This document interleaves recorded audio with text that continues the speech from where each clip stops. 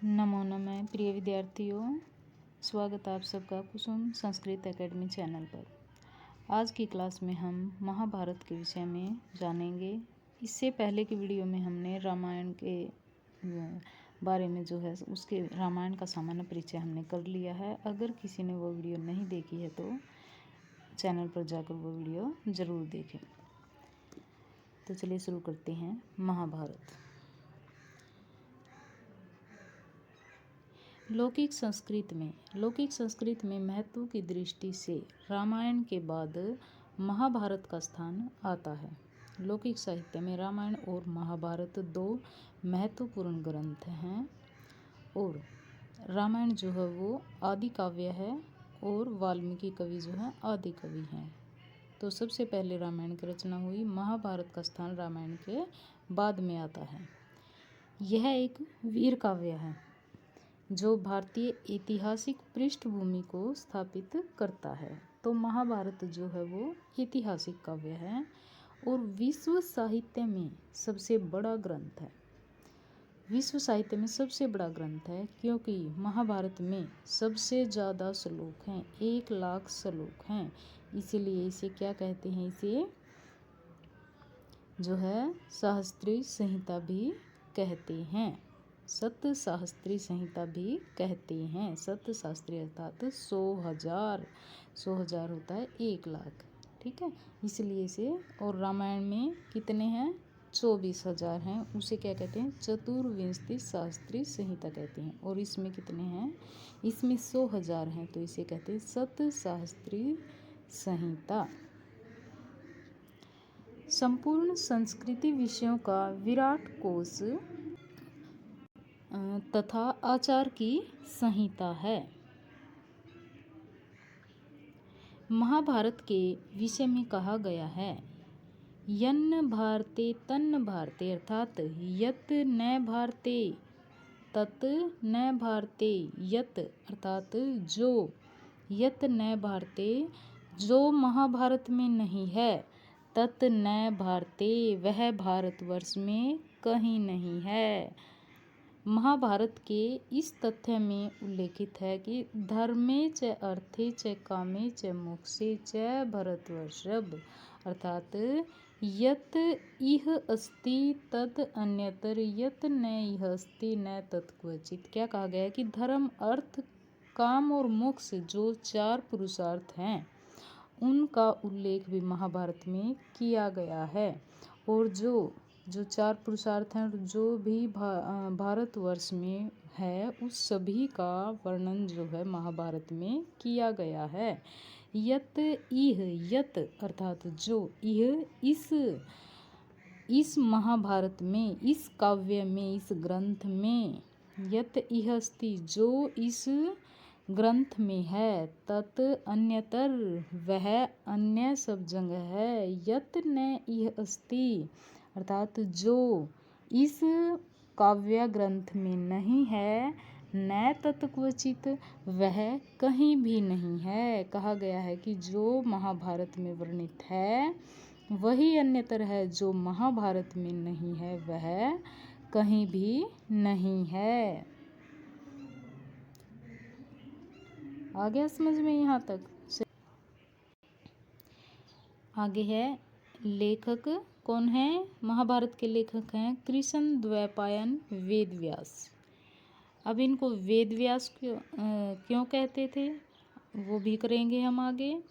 तो वेदव्यास के परिचय में है, इनके पिता का नाम क्या था, पराशर ऋषि था। माता का नाम था सत्यवती जो कि चेदिराज वसु की कन्या थी। पालन पोषण किसने किया था इनका, मल्लाहों के राजा दासराज के द्वारा जो है वेदव्यास का पालन पोषण किया गया था।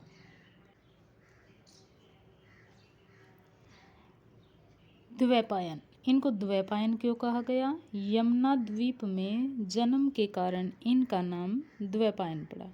कृष्ण मुनि, क्योंकि इनका रंग काला था इसीलिए इनको कृष्ण मुनि भी कहा गया है। वेदव्यास, वैदिक मंत्रों को याज्ञिक उपयोग के लिए 4 वेदों में विभक्त करने के कारण इन्होंने जो है वेद मंत्रों को ऋग्वेद, यजुर्वेद, सामवेद और अथर्ववेद जो है इन चारों वेदों को भी इन्होंने ही चार वेदों में वैदिक मंत्रों को इन्होंने ही विभक्त किया था, इसलिए इनको वेद व्यास कहा जाता है। महाभारत की कथा के अनुसार धृतराष्ट्र, पांडु और विदुर इन्हीं के नियोग से उत्पन्न हुए थे। 3 वर्षों के निरंतर परिश्रम से महाभारत जैसे महान ग्रंथ की इन्होंने रचना की थी। इन्होंने क्या किया था? 3 वर्षों में महाभारत की जो है इन्होंने रचना की थी। आगे है संस्करण कि महाभारत में कितने संस्करण हैं। तो महाभारत में 3 संस्करण विशेष रूप से मान्य हैं। कलकत्ता संस्करण, बम्बई संस्करण और मद्रास संस्करण। यहाँ मैं आपको ऐसे ही थोड़ा डिटेल में बता देती हूँ इसके बारे में। जो कलकत्ता संस्करण है, हमारा कलकत्ता संस्करण है जो, यह संस्करण जो है 1834 और 39 ईस्वी में 4 भागों में बिना किसी टीका के प्रकाशित हुआ था, जिसमें हरिवंश पर्व भी सम्मिलित हैं। आप चाहे तो ये लिख सकते हैं। आगे इसका दूसरा संस्करण, कलकत्ता संस्करण का ही जो है दूसरा संस्करण भी अर्जुन मिश्र और नीलकंठ की टीकाओं के साथ प्रकाशित हुआ था। तो जो है कलकत्ता संस्करण में 2 संस्करण आ जाते हैं। आगे है बम्बई संस्करण, इसके बारे में भी थोड़ा जान लेते हैं। नीलकंठ की टीका के साथ यह संस्करण 1862 ईस्वी में बम्बई से प्रकाशित हुआ। कलकत्ता संस्करण की अपेक्षा यह उत्कृष्ट है। आगे है महाभारत संस्करण।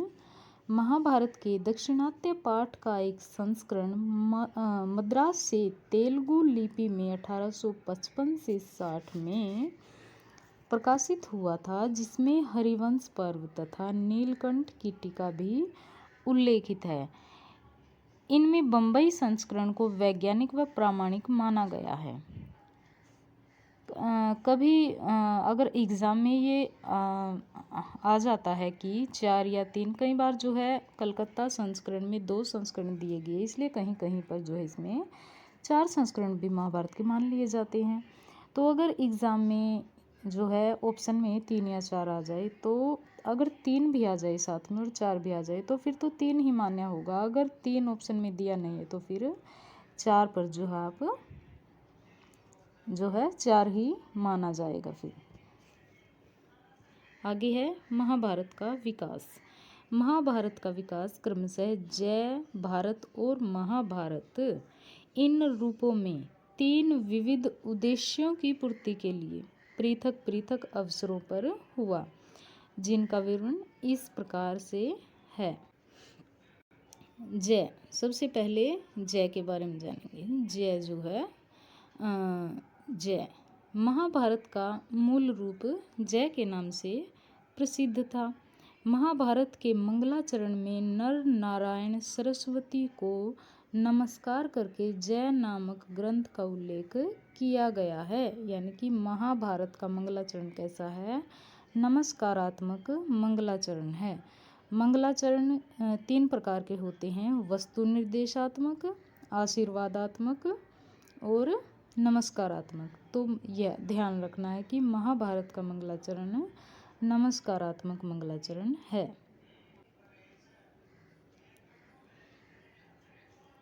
नारायणं नमस्कृत्यं नरं चैव नरोत्तमं देवीं सरस्वतीं व्यासं ततो जयम उदीरयेत। ये जो है महाभारत का मंगलाचरण है। ये कैसा है? नमस्कारात्मक मंगलाचरण है। और इस मंगलाचरण में महाभारत के मूल रूप जय का उल्लेख किया गया है। इसमें क्या किया गया है? नर नारायण और देवी सरस्वती को जो है वो नमस्कार किया गया है, इसलिए नमस्कारात्मक मंगलाचरण है। इसमें 8800 श्लोक विद्यमान हैं। व्यास ने जय ग्रंथ को अपने शिष्य वैशंपायन को सुनाया था, जिसमें अधर्म पर धर्म की विजय का निरूपण दर्शाया गया है। आगे है भारत। द्वितीय अवस्था में जय का विस्तार भारत के रूप में हुआ, जिसमें 24,000 श्लोक हो गए। ठीक है, जय में 8800 श्लोक थे और भारत में कितने हो गए? 24,000 श्लोक हो गए। इसका प्रवचन वैशंपायन ने जन्मेजय को नाग यज्ञ के अवसर पर सुनाया था। इसे युद्ध और विजय तक की घटनाओं के अतिरिक्त घटनाओं का भी इसमें उल्लेख किया गया है। आगे है महाभारत। महाभारत अंतिम अवस्था में 1,00,000 से अधिक श्लोकों का महाभारत ग्रंथ प्रस्तुत हुआ। भारत को वर्तमान में ये ही रूप जो है प्रायोगिक है। भारत को महाभारत के रूप में परिणत करने का अवसर नैमिषारण्य में होने वाला यज्ञ, जिसके अनुष्ठाता शौनक ऋषि थे। नैमिषारण्य जो है वो उत्तर प्रदेश में सीतापुर जनपद का स्थल है। वर्तमान में उत्तर प्रदेश में सीतापुर जनपद का स्थल है वो है नैमिषारण्य, और वहाँ पर जो है यज्ञ हुआ था, और जिसके अनुष्ठाता थे शौनक ऋषि थे।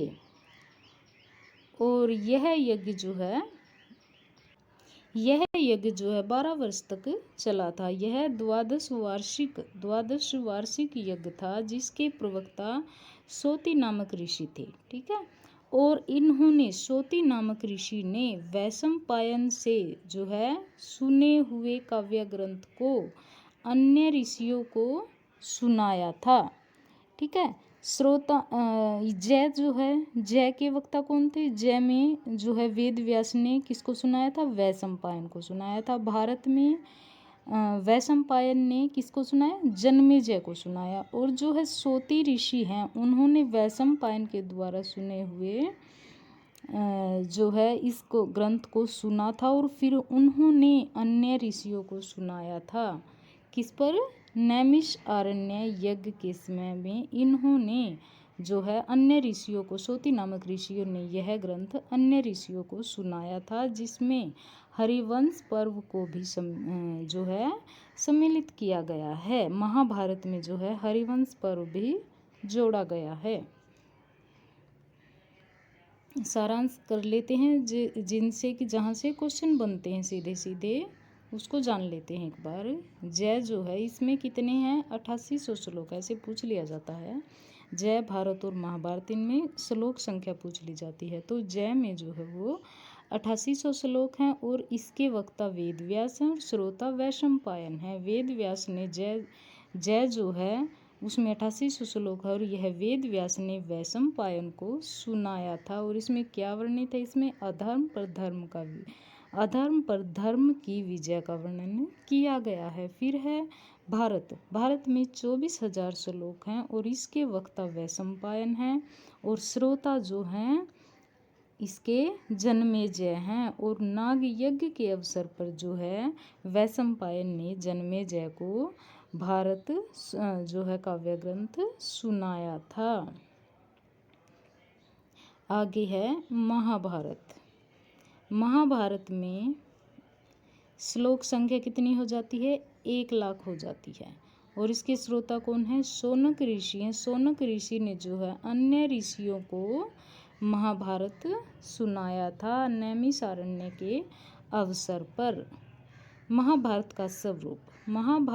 वर्तमान महाभारत में श्लोक 1,00,000 हैं, इसीलिए इसे सतशास्त्री संहिता भी कहते हैं। क्या कहते हैं? सतशास्त्री संहिता भी कहते हैं। इसमें 18 पर्वों में जो है महाभारत विभक्त है। 18 पर्व है महाभारत में, जो पुनः अनेक उप पर्वों में और अध्यायों में विभक्त है। महाभारत में 18 पर्व हैं, और जो 18 पर्व हैं वो भी आगे उप पर्वों में और फिर अध्यायों में बांटे गए हैं। कौरवों और पांडवों के युद्ध का वर्णन है, जिसमें कौरवों का सर्वनाश हुआ था और अन्याय पर न्याय की विजय हुई थी। इस युद्ध में कौरवों के विरुद्ध पांडवों और मंत्रात्मक सहायता करने वाले श्री कृष्ण श्री कृष्ण की प्रमुख भूमिका थी। इसलिए श्री कृष्ण इस ऐतिहासिक काव्य के नायक कहे जाते हैं। महाभारत के 18 पर्व देखते हैं कौन कौन से हैं। महाभारत के 18 पर्व हैं। आदि पर्व, सभा पर्व, वन पर्व, विराट पर्व, उद्योग, भीष्म पर्व, द्रोण, कर्ण, शल्य, सौप्तिक, स्त्री शांति, अनुशासन, अश्वमेधिक, आश्रमवासिक, मौसल, महाप्रस्थानिक और स्वर्गारोहण। तो इस प्रकार से अगर आप इनको 3-4 बार कर लेंगे, ये ट्रिक भी है इनको याद करने की। ये जो है ट्रिक भी दी हुई है। आशव व्यूभि द्रोक शशौ स्त्री शांति आनु आश्व आश्रम मऊ महास्वर्ग। इस प्रकार से ये ट्रिक आप कर लेते हैं तो आपको बड़ी आसानी से जो है ये सभी पर्व याद हो जाएंगे। बाकी आप 3-4 बार अगर इनको रिवाइज कर लेंगे तो आपको ये बिल्कुल अच्छे से याद हो जाएंगे। रिवाइज करते रहिए, practice makes a man perfect. तो प्रैक्टिस करते रहिए तो हर मुश्किल चीज़ जो है वो आसान हो जाती है। आगे है, इन 18 पर्वों के परिशिष्ट के रूप में हरिवंश पर्व है, जिसमें भगवान श्री कृष्ण का जीवन चरित्र वर्णित है। इसे मिलाकर ही श्लोक संख्या 1 लाख है। यानी कि जो हरिवंश पर्व है उसको मिलाकर ही जो है महाभारत में 1 लाख श्लोक होते हैं। शांति पर्व सबसे बड़ा पर्व है। महाभारत के 18 पर्व हैं जो, उनमें जो है 12वां पर्व है शांति पर्व। और शांति पर्व जो है वो सबसे बड़ा पर्व है। इसमें 14,000 श्लोक हैं। यह सबसे बड़ा पर्व है। और महाप्रस्थानिक जो है यह सबसे छोटा पर्व है। महाप्रस्थानिक जो है 17वां पर्व है और यह सबसे छोटा पर्व है। इसमें केवल 115 श्लोक हैं। महाभारत में महाप्रस्थानिक में सिर्फ 115 श्लोक हैं और यह सबसे, तो यहाँ से भी क्वेश्चन बन जाता है कि सबसे बड़ा पर्व कौन सा और सबसे छोटा पर्व कौन सा। तो सबसे बड़ा पर्व जो है वो शांति पर्व है और सबसे छोटा पर्व जो है वो महाप्रस्थानिक पर्व है। तो आई होप आप सभी को समझ में आ गया होगा। चैनल पर नए हैं तो प्लीज़ सब्सक्राइब कीजिए, वीडियो पसंद आई तो लाइक कीजिए। और जो है रामायण और महाभारत दोनों का सामान्य परिचय हमने कर लिया है। आगे जो है हम महाकवियों से शुरू करेंगे। तो चलिए, धन्यवाद।